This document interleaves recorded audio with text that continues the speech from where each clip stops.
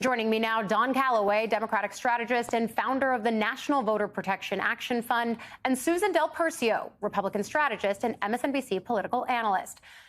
Guys, we're going to get to the contrast of those two clips in just a moment, but broadly, Don, some voters are still learning about the vice president, though she appears to have captured the imaginations of many voters. So how would you explain this Kamala Harris phenomenon? What's driving it?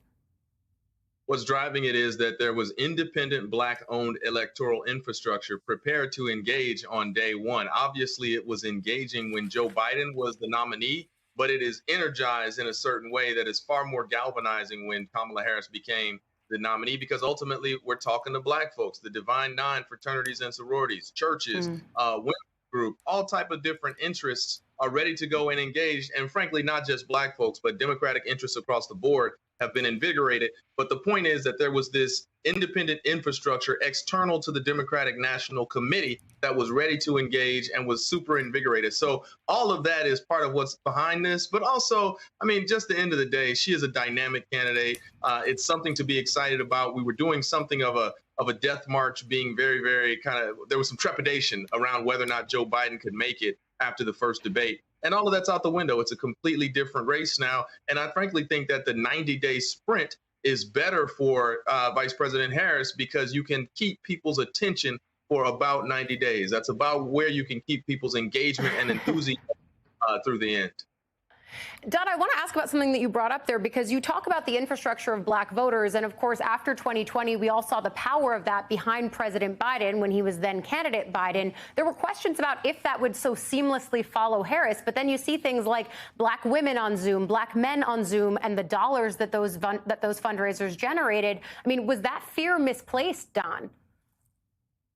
It wasn't misplaced, but it was yet untested. So now that as soon as we got the opportunity, we showed what it was. I mean, listen, the vice president is historically someone who is not public, who is not heard from or seen, and it is someone whose job is to support the agenda of the president. So when we say we didn't know Kamala Harris or we didn't see much of her, that's because she was good at doing her job, being a substantive supporter of the president's agenda and not attempting to outshine her and him. And that is something that I expect Tim Walz to be extremely good at over the next 4 years. But if we didn't know her, that's because she was really good at doing her best to, I hate to use the word, but shrink behind the president, because you are not to outshine the president. Remember, it's very important, and Sarah Palin learned this the hard way. There is no vice presidential campaign. We are supposed to get to know the president. We are not supposed to get to know the vice president. But in these last weeks, she has shown tremendously.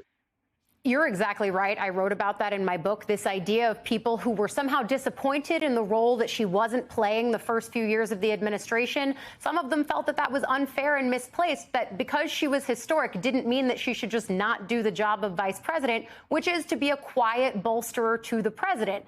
Susan, the early contrast that we've seen at this point in the race seems pretty clear. Harris Walz saying we're not going back versus Trump's Make America Great Again slogan, which is innately backwards looking. In that early frame, which do you think appeals more to voters?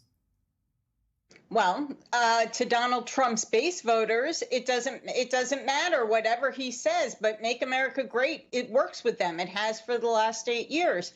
When it comes to Harris, I think she just brings so much to the table as far as energy. And to Don's point, and not being Biden, that does matter. And her messaging is starting to really come together. For those of folks who say she hasn't done an interview, she hasn't done that, imagine being at this level of a campaign within less than 3 weeks. She still has a convention speech to give. It is unheard of to do what this campaign has done. They've built on a strong infrastructure. As Don said, they kind of reignited or remotivated existing infrastructure. And when you look at the comparison, I mean, first of all, you have a candidate in the vice president who can finish a complete sentence. So there's that difference. But more importantly, she really shows where she wants to go. And Donald Trump is only running, and this is the important part, no matter what he says, he's only running to stay out of jail. So it's only about him. You know, Susan, when you make the point initially about Harris just not being Biden, it immediately makes me think of the idea of double haters. We heard a lot about that at the outset of this election cycle, that they were voters who didn't want either Trump or President Biden. Does Harris solve the problem? Or, as a great political strategist Taylor Swift said, are haters still going to hate, hate, hate? Well, she does solve the problem when it comes to voter enthusiasm among Democrats. And that's what was, part of those double haters. Yes, they hated Donald Trump, and yes, they hated Joe Biden. But now all those Joe Biden double haters are moving to Harris. And even some Republicans or left-leaning, right-leaning independents are really looking at her like, okay, I can vote for her, even if I don't like her policies, but where they had a trouble looking at Joe Biden and saying, I just can't do it. So I think you're seeing more motivation there. Don, quickly look into your crystal ball and tell me what you anticipate that September 10th debate to look like between Harris and Trump. It will be really bad. It will be embarrassing for Donald Trump. And let's be clear about something. Donald Trump has not had to make a substantive case for the last 10 years since he has dominated Republican Party politics. And the problem here is that when you train campaign staff in the tradition of the candidate, no staff, there's no response staff, there's no rapid response. They don't know how to pivot to tackle messaging. There's no discipline of messaging. There's none of that. So not only him, but he has trained legions of people up and down ballots all around the country who don't know how to support him in a debate. So Republican staff operatives, as well as he around the country, have been trained in his methods, and there is no substance there such that they know how to deal with an extraordinarily capable and substantive arguer, a professional debater, a lawyer in Kamala Harris. So I expect it'll be really bad. And he'll say things like she's dumb and call names, but that won't carry the day this time. It is a bully getting punched in the mouth. I'm excited to see that on September 10th. Susan, do you agree?